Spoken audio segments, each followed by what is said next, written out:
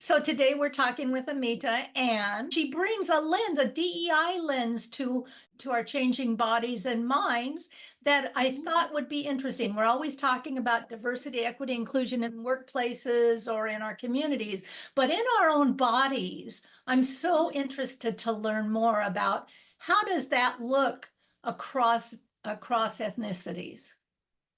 Yeah, absolutely. Well, thank you so much, Kim, for having me. You're doing an incredible job of DEI. So I'll walk towards the journey of a woman when she's entering perimenopause, going into menopause, and postmenopause, and how does the ethnic groups impact each one of us, culture. So let's just start with it's very complex, this whole menopause, perimenopause. And the age, there is one thing is the age, the other thing are the symptoms. So let's just start with the age. So the average age of a woman entering menopause is 51, 52, which happens to most of the Caucasian women, and that's normal.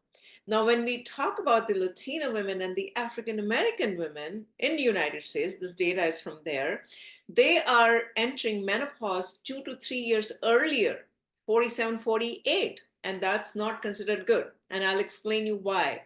And then if we look at other ethnicities and like Indian, and this data is from India, they're entering in 45, 46, which is again going back. Muslim women in Sudan, for instance, generally Muslim women, also in mid 40s. So the age you can see is different as per the ethnicity. Now let's talk about the symptoms.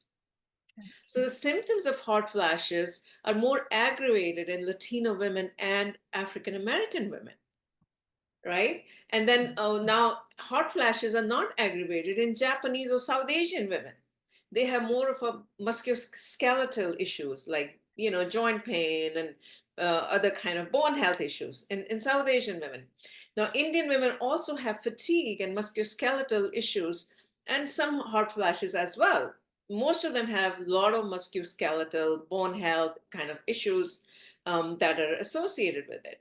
Now, the question is, why is it not good for women if they're entering mid 40s and menopause?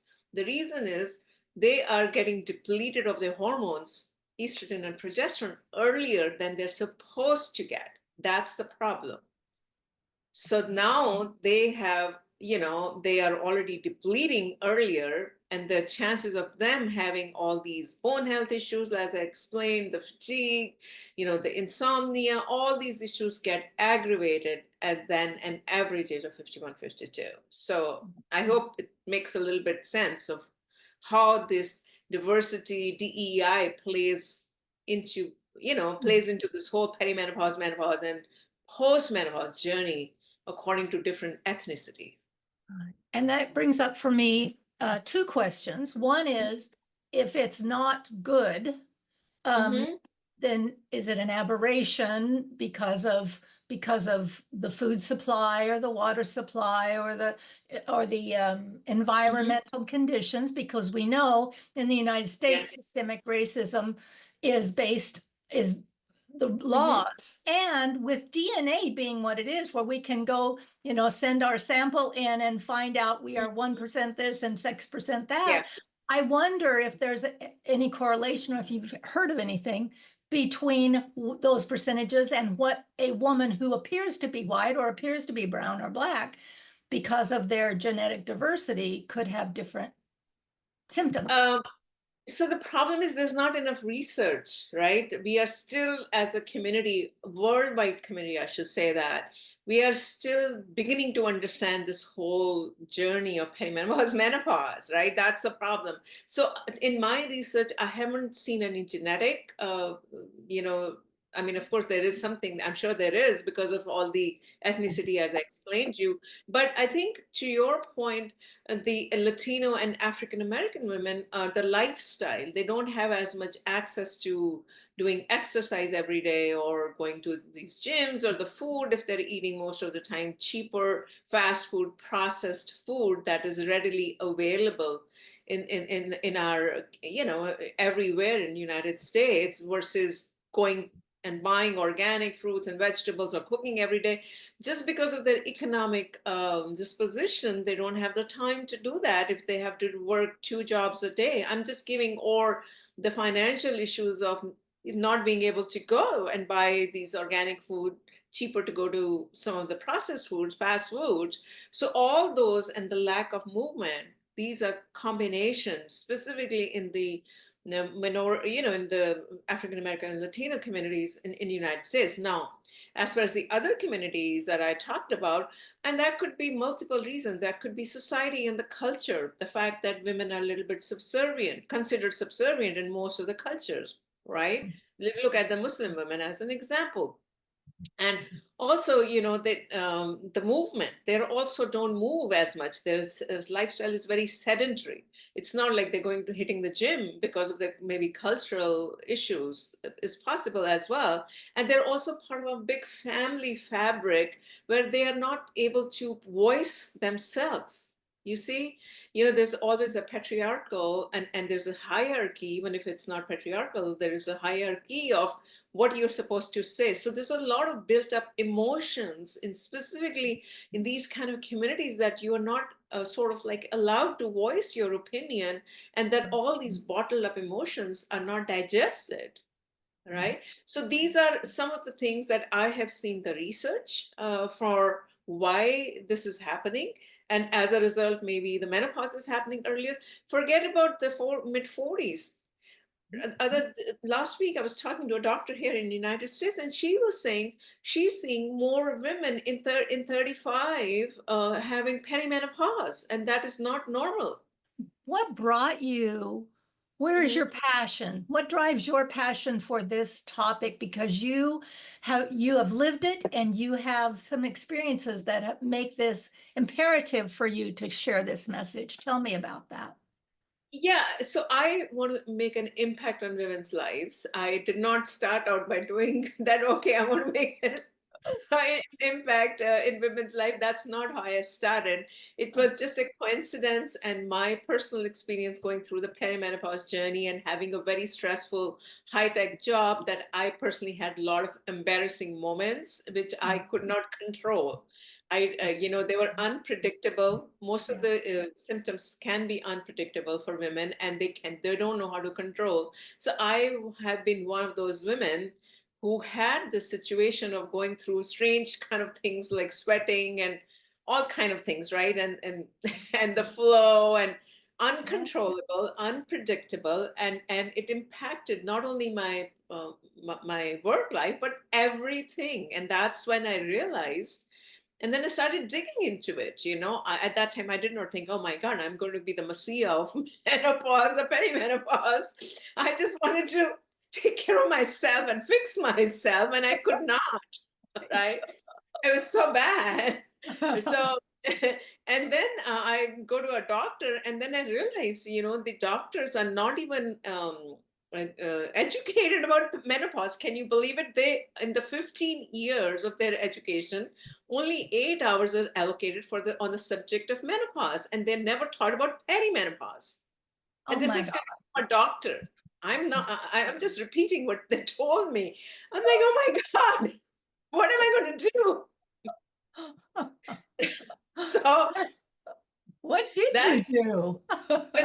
that's why I'm talking to you. I started researching Okay. whatever I could get, PubMed, and I started talking to about 3,000, 4,000 holistic experts, including the HRT MDs, gynecologists around the world, to understand this, because it was such a curtain, like you said, over this topic. Nobody wanted to talk about this topic at that time. And I'm talking about 3 years back. Now we have come a long way. So I started talking, I started researching into it, and more I understood.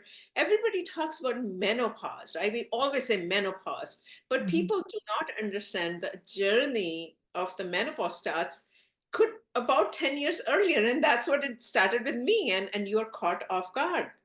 Yeah. So I started researching, and I said, this is such an important thing that we don't understand as a community in the world. And let me just try to dig into it and see if I can start making an impact. And that's kind of how it started my journey. And here I am. And so are you through your menopause now? Or have you finished that? Yes, yes, yeah. So luckily, I was normal in the sense, like, like I told you, 45, 46. So my journey of perimenopause started in early 40s, and Right. I suffered through it for 10 years, believe it or Yeah. not, Yeah. back and forth, same, similar, different type of things, sometimes sleepless, insomnia. So yes, I had my menopause at normal age, what we just talked about at 51, 52. So that way it was good. So when I had mine, and I'm about your same trajectory. The first few years, the doctors gave me thyroid and antidepressants. Here's your drug of choice. Now go away Yeah. and leave me alone because I don't have any other answers. And all of a sudden, my independence shifted, my energy shifted. And the women who are being drawn to One Voice Evolving podcast are the ones who have either are in perimenopause or have traversed Yeah. it and have all this time, energy, and resources. They're no longer filter into everybody else's needs first. It's my Mhm. turn. Yes. And did you experience that? And how do you help women navigate that Hmm. shift? Because before you get the clarity, you get the crazy. Absolutely. And the problem is, and I was generally a quiet person, and I always minced my words before I would speak my opinion. And certainly during this whole perimenopause menopause journey, I don't know, the words were coming out. It was like, Jim Carrey and Who Could Not Lie. I do. I'm telling you, I'm like, what the heck is happening to me? I'm like blurting out things. I'm like, huh? I had that in me. I didn't even know that. I used to say it was like an out of body experience. I could hear what I was saying and it was a little snippy and I just couldn't stop. I know, same here. And I'm like, everybody's shocked at me. Like, sure, you are talking like this, and everybody started commenting. Oh, she has changed. She was very quiet. She was very submissive, and now look at her. She's like, whatever. Yeah, so That's the now we're comments I joyful. get. I got. That's the comments I get. And I'm like, okay, I don't like my submissive myself, younger myself, right? I like who I am now. So I think a lot of it, to your point, women have to embrace who they are, and they need to learn to voice their opinion, voice their, just have a voice. And we women are always busy trying to take care of others, right? That's the, we are programmed to have babies and then raise the babies for the family. So the fertility has been so kind of focus of our journey that after fertility nobody pays attention to, right? And that's the shocking part is I thought it was only through some of the cultures, like some of the cultures that I talked about, but it is across the board. It Even is. in here, most of the focus is given to fertility or pregnant women, and after that, after you had the babies and then kids, I should say, that you're focused on raising the kids and you're not focused on yourself, and which is what I thought was like, it's not fair to us as women. Well, and a lot of women in mid 40s or 50 say Yeah. that they've become invisible. That's their Yes. feeling, inconsequential. And to Yes. watch the rising of all women in this election cycle coming together and rising up and finding their voice and using their voice, um, Mhm.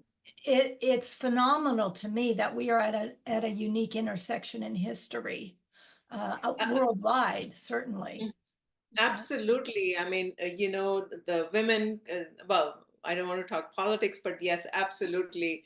We have come a long way. There is Yeah. a research now that's going to start happening in women's health, which has not happened. All the clinical trials, if you look at it, so much work has been done primarily on men, Yeah. and then all those things, even Viagra and all those things have been done for men, but nobody Mhm. has really thought about how the women hormonal cycle, when they start fluctuating, they impact, their health and give rise to chronic condition. And there's a direct correlation to Mhm. a lack of care during the perimenopausal years, lack of care, direct correlation to rise of chronic condition after a woman is 55-year old. 80% of the women over 55 have one chronic condition in the United States. And so you developed a company, you co-founded? Tell me Yeah, more. so all this thing which I'm talking about is I felt there was a lot of need to bring something that's evidence-based, and also the first step should be holistic wellness, not necessarily, not that I'm against HRT, which is hormone replacement therapy. I'm not saying that. But if we women, HRT, no HRT, if we don't take care of ourselves, holistic, when I use the word holistic, mind and body all connected, if we don't Mhm. take care of ourselves in the movement, in the diet, in the daily lifestyle, this no good, right? Mhm. So the whole idea of why I wanted to create this company was to really educate the women how to take care of themselves. Right? So Nourish Dog is very simple. How do you take care of yourself during these years and beyond, so that you don't end up in a wheelchair, or you don't end up with dementia and all those things that we know scary things happen. Mhm. So NourishDoc is a holistic wellness platform to help women through their perimenopause, menopause, and postmenopause journey. And the idea is that as per the concerns women have, one could have insomnia, sleep issues, or someone else could have some brain fog or gut health issues. You can navigate this whole all evidence-based programs that we have built into, about 15 to 20 of them, based on what your symptoms are. And you can learn to start taking care of yourself. You have to change your diet. That is a fact, because of the hormone fluctuations that are happening in our body, all of our women. That is a standard. Doesn't matter who you are, Black, Latino, whatever. And you have to change the way you eat. You have to do the movement differently. You have to do the time to relax. That is very important. You need to lower the stress. All these things are fundamental for Right. you to navigate this journey in a proper way. But how do you do it? Most of the women don't understand. So that's what Nourish Talk is all about, helping women try to understand what is it that you're going to go through, and how can you take care of yourself. And then we also have a coaching that women can opt to get a menopause coach, a movement coach, a nutrition coach, or whatever, so that they start taking care of themselves at a very affordable price. That is the whole idea. They're able to kind of self-direct Hmm. and access if they need more help. Yes. But that Yes. way, it's not a cookie cutter. Everybody has to do this first, this next, because you meet them where they are. Is that what I'm? Hmm. Yeah, exactly. The app would be, if they want to do self, of course, but we highly recommend that the coaching is taken, so that coaching becomes more personalized, individualized, and then the coach can guide them based on where they are, what their habits, all those things. So then they can really take those actionable steps to be where they should be, right? So that really is the idea behind it. And then, they start paying attention to the importance of taking care of yourself in the perimenopause and the menopause and the postmenopause, right? There are three things that are happening. And most of the women don't understand there's a difference, and the difference of symptoms are also there for these stages. They're different. Right. Perimenopausal women will have different symptoms as opposed to postmenopausal, as an example. Does it dissect by ethnicity? Does it give you an opportunity to say, I'm a Latino woman, 45 years old, or is it more generalized than that, and it's the private coaching that would give you the specifics? So right now it is the generalized, and the private coaching will give you that specifics for as of now, right? Sure. So now, if when the idea is in future, I do want to do that. That okay, I'm a 45-year-old Latina woman, and I'm having, let's say, hot flashes. What do I do? right? So the app should be able to say, hey, you're not alone. Most majority of the Latino women, because of this, you should do that. We are not there yet. Yep. But right now, that whole thing which we just talked about is going to be offered through an individualized coaching, but we will get there as we move forward to make it the app more personalized, that they should be able to say, okay, I'm this, so that they understand why they're getting more Mhm. aggravated hot flashes or certain symptom as opposed to another cultural ethnicity, right? We try to educate them. I'm not there yet, to be honest Yeah. with you. Yeah. It's, yeah, yeah. No, I'm excited that it's groundbreaking what you're doing. And I'm excited to be having this conversation with you early in your launch Yes. period. So I can just give you an example. Our entire physiology is changing as a woman, whether we like it or not. That Yes. is that is a fact. So Right. women are really confused about the symptoms. So Mhm. typically they're talking about 35 symptoms a woman can have, not necessarily all of them together. That would be crazy, but it could be different symptoms happening at the different stages of perimenopause. So women do not understand what kind of symptoms they should expect according to the stages of the menopause. That is something, even I mean, I had no clue, to be honest with you. For example, women do not understand that in the earlier stages of perimenopause or perimenopause would be different symptoms, but as they progress further, the symptoms would be changing. So that is one confusion women have. Then the other confusion women have is also libido changes sometimes for women, right? That can impact their relationships with their partners, whoever it is.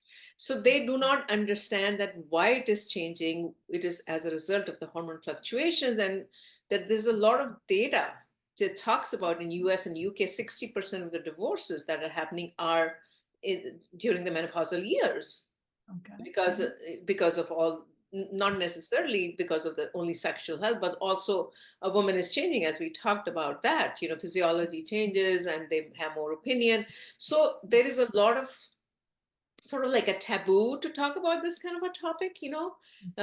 Couples should understand that if or the guys should understand or the gals should understand if that's happening to their partner, why it is happening and why they should be more considerate. So there's a lot of confusion about this whole topic that we want to kind of bring to light because it impacts the society. It's not necessarily just a simple pill, but it impacts your family. You don't want to break the family, all those things, right? It's more than just your physical health, right? So there's a lot of confusion on this whole angle of this whole sexual pelvic health, and also which symptom to look out for depending on the stages of the menopause. That's a lot of confusion. And then other confusion is a lot of women don't understand that estrogen loss can impact their musculoskeletal. For instance, like a lot of women, if you think, have frozen shoulders or sciatica or tendinopathy, right? I was just talking to a movement coach before, and she was saying there's a lot of research, loss of estrogen is directly related to tendinopathy, and it could happen differently with different women. And nobody understands that this is because of the hormone fluctuations, how it is impacting so many things, Yeah. right? And the hormones don't just decline, decline, decline. They don't Yeah. even ski jump off. They Mhm. fluctuate. And Yes. that is Yes. the part that it just, I remember I finally went on hormone replacement therapy Yeah. after one too many hot flashes that made me want to jump out a corporate window. And it was like, I can't do this and function and do my job. But when I did that, after about a week, it was like my brain came back online. Mhm. Oh my gosh, that was such a relief. I just have to say, everybody, Yes. every timeline, every Yeah. experience is so individual that it would be Absolutely. great to have any of these can or should or may not happen. Don't be surprised. Yeah, yeah, that's the thing. Everybody is different. And, I actually was, when I was going through the perimenopause, I did not even know there was a such thing called hormone replacement therapy. So I did not take it, and I tried to fix myself using holistic, using herbs, supplements, and stuff like that. And I've been very vigilant about eating right and eating phytoestrogens, foods that are high in estrogen, all those things, right? But I think women should understand at the time what are the options and which option is good for them. I mean, just a neutral way. It could be whatever you want to do to take care of yourself. Um, Yeah. what's the first thing they can do to take care of themselves? They have to embrace a daily routine. I think I cannot overemphasize this. Like I said, HRT, no HRT, it doesn't matter. You need to have some kind of a daily routine to take care of yourself, right? There is so many things. I mean, in a short podcast, I can just talk about very quickly what Yes. you could do on a daily basis. And what I do also is like, just taking care of yourself. You have to move on a daily basis. You have to eat right. You can even massage yourself, you have to have some kind of a calming herbs, include those herbs and anti-inflammatory herbs into your drinks, or into your tea, into your food, all those things, right? So having some kind of a daily routine where all the elements of movement, diet, relaxation, relationships can come into being, that's the one thing that perimenopausal women need to have. That it's almost like a mandatory. I'm telling you, I cannot overemphasize.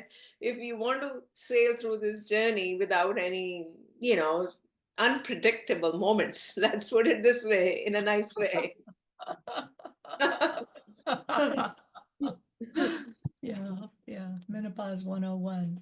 So I Yeah, always ask absolutely. my guests for 2 or 3 references, books, ideas. I'd like to learn where we could access you and where we might find this app of yours, how I could download it. And any other readings or groups or support. Yeah, so first of all, our brain changes. Women should understand that. I mean, this is also scientifically proven. The things that were coming out of our mouth, like you started saying, actually our brain changes. So Okay. women can read a little bit about how our brain changes. There's a very good book by Dr. Liza Moroni. She's talked about how the brain impacts, but there's so many other books that talk about how your brain changes, the menopause brain actually. So I think that is a really great reading, on what happens to you. And then as far as our work, you can go to www.nourishdoc.com, and app link is not on the website, but you can still submit to us. We have a form, and the app, like I said, should be functional in few weeks. Until then, we can definitely stay in touch and keep you informed. Our work, what we're doing, but our work is all going to be evidence based, holistic wellness and holistic lifestyle. That's what we are really, advocating. Right, right. And how many clients have you seen, or how much, do you have any data on the people you've served so Yeah, far? so we've had a lot of, webinars, so to speak, sessions, right? Where we have brought in the experts and the women have, participated. So that we have done almost 3,000 of those kind of sessions, and about, I would say, 5,000 approximately women might have over the last 2 3 years. Mhm. Yeah, something like that. 5,000 to 6,000 of women have come, and then experts have gone through over what I'm talking about, different things. It's very comprehensive, right? It's not just one thing that I can just wrap it up today in a small podcast. Mhm. So that's sort of where we have a lot of data, and we have a lot of research that we cite, yeah, as well. Anything that we bring, any of our experts or any of the things that we have in our app. In our app, all the videos are from the experts. We're not using AI to give you do this, do that. I just want to Right. clarify. And then we have, some of the other things that monitoring systems, assessments that you need to know where you are and how you can progress. Those are things are very important because you need to Mhm. understand that. And then, as I mentioned earlier, for the individualized, there's a coaching part that Mhm. who can help you navigate that. So that's kind of how this whole ecosystem is coming together with the help of technology, of course, and also the human touch of experts who can navigate and guide you with knowledge, education, and also on an ongoing basis. Right. That's wonderful. Uh, Is there anything else that you think that our listeners should know about you or about the subject?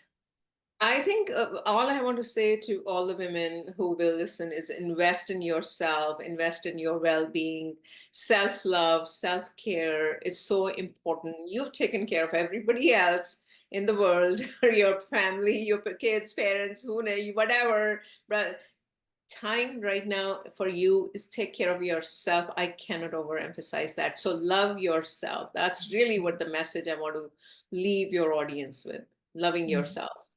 I love that. I used to say if I gave to myself what I gave to everybody else in this life, I would be a Yes. happy camper. And when I went through menopause, that's exactly what I did. And it has been time well spent. It has been. Yes, absolutely. Absolutely.